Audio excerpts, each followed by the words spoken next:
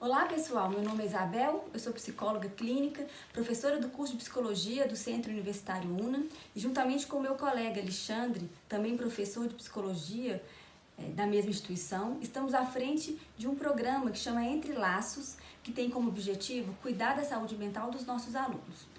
Hoje eu vim falar um pouquinho sobre o coronavírus, mas não sobre os dados epidemiológicos.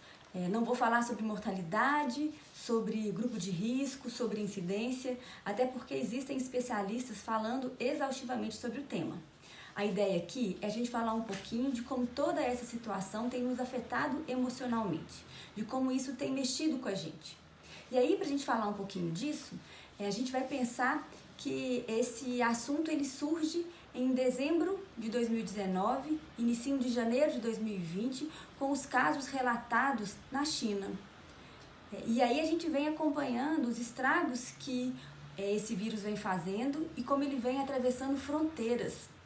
Nesse começo do ano, ainda em janeiro, algumas pessoas começaram a apresentar traços de ansiedade, de incerteza, insegurança, mas ainda estava muito pontual a situação porque o vírus estava muito longe. A gente foi vendo tudo isso e foi registrando tudo isso em nós. E aí, aos pouquinhos, ele vem atravessando fronteiras e aí, como esperado, ele chega no Brasil e chega forte.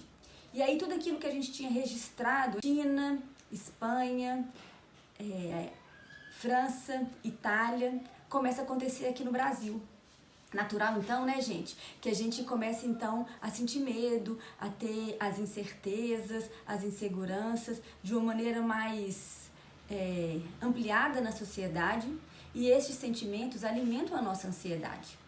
Além disso, a gente tem um número enorme de matérias jornalísticas acontecendo, verdadeiras ou não, e elas também alimentam os nossos fantasmas, aquilo que a gente pensa sobre toda essa situação.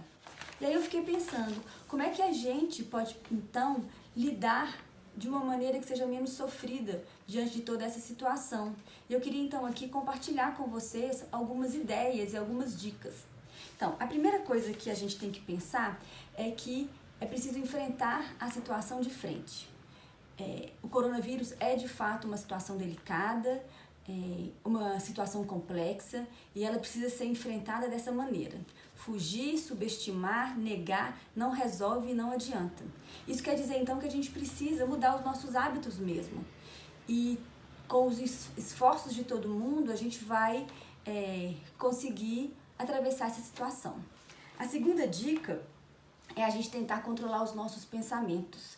Existem uma série de pensamentos antecipatórios que provocam ansiedade, pensamentos negativos, e a gente precisa tentar evitar esses pensamentos. Com isso, a gente precisa atravessar essa situação. A segunda dica é a gente tentar controlar os nossos pensamentos. Existem uma série de pensamentos antecipatórios que provocam ansiedade, pensamentos negativos, e a gente precisa tentar evitar esses pensamentos. Com isso, a gente precisa trabalhar com os pensamentos positivos. Tentar ver outras possibilidades. A terceira opção, gente, ela está associada à segunda. A gente precisa, então, reduzir o número de informações. Não vamos assistir matérias sensacionalistas, matérias que aumentam essa sensação de ansiedade, esse sentimento de preocupação exacerbada. Vamos assistir informações, vamos ler informações a partir de fontes seguras e oficiais. A outra dica é que a gente então tente organizar a nossa rotina de maneira que ela fique o mais próximo do que era antes. Vamos aproveitar esse tempo para organizar a casa, arrumar armários, ler livros e filmes que a gente não conseguia fazer porque antes a gente não tinha tempo.